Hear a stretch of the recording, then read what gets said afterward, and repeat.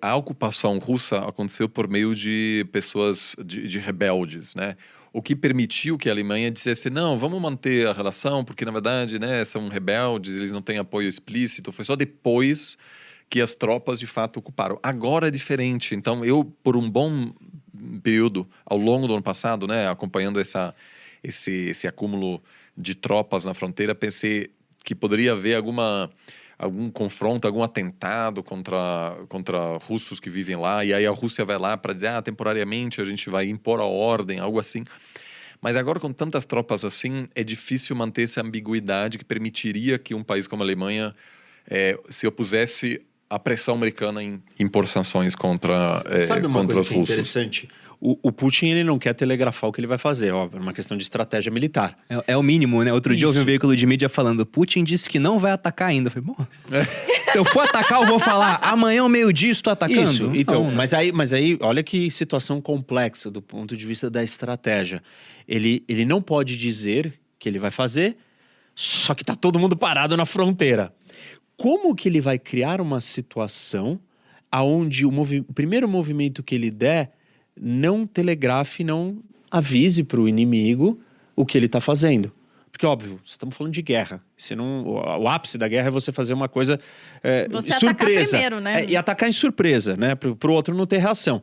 Uma das possíveis interpretações tem tanta gente ali, porque ele vai simular uma coisa de um lado e, de repente, quando tá todo mundo achando que aquilo tá acontecendo daquele jeito, ele vai mexer no outro canto. Então, por isso também a quantidade, mas a quantidade, né, ou mesmo que seja esse o caminho ou a estratégia, não dá para você tirar que alguma coisa ele vai fazer. Quer dizer, eu não consigo enxergar uma saída da situação que ele se colocou. E eu não acho que ele se colocou sem querer nisso.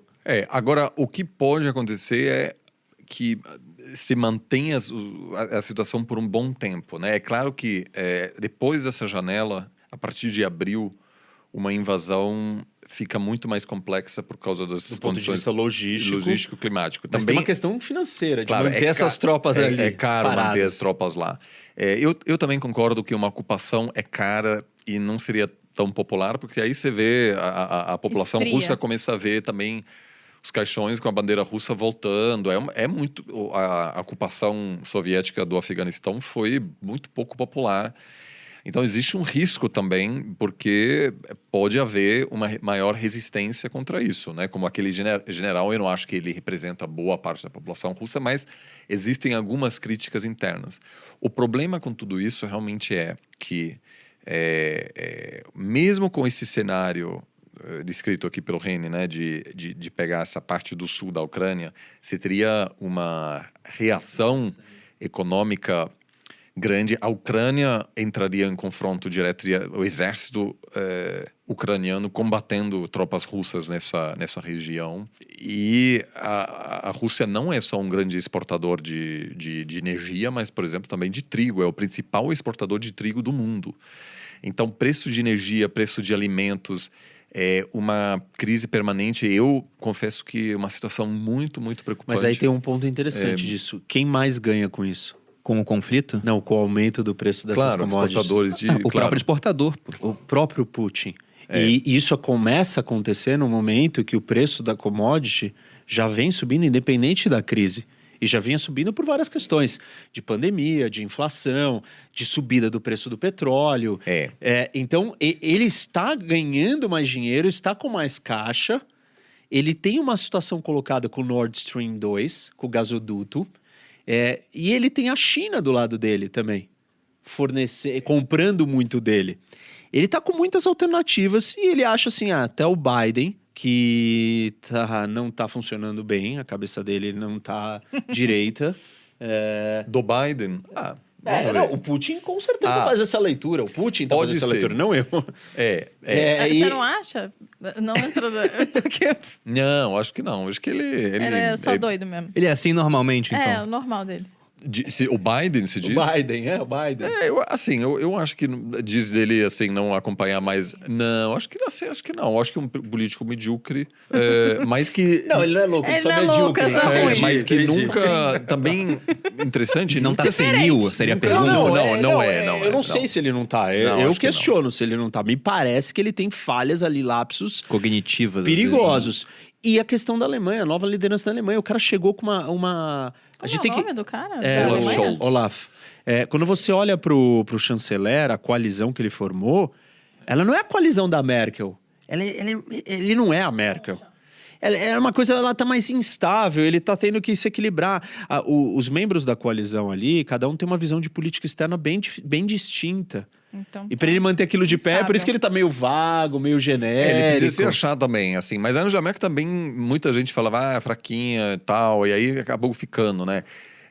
O Olaf Scholz, eu acho que consegue se estabilizar. A Angela Merkel também não topou, assim, liderar toda a resposta geopolítica da Europa, porque a Alemanha não quer estar no meio não quer ter disso. esse protagonismo. Eu só acho, um ponto que eu acho importante levar em consideração. A curto prazo, o Putin sim tem todas as opções, só que ele também não quer excessivamente depender da China. O acordo de gás que a Rússia fez com a China é bastante vantajoso para a China também, né? É claro, é de longuíssimo prazo, etc. Mas a China sabe que a Rússia não tem tantas outras opções, que é também uma relação assimétrica. Ou seja, a China tem uma capacidade enorme em moldar essa relação com a Rússia do jeito que a China gostaria. E só uma outra coisa que eu acho importante. Se a gente realmente for para a decisão de não operacionalizar o gasoduto, os ambientalistas na Alemanha, na Europa, que promovem uma virada energética, que eles chamam, né? Dizendo que a Alemanha precisa apostar Revolução Verde.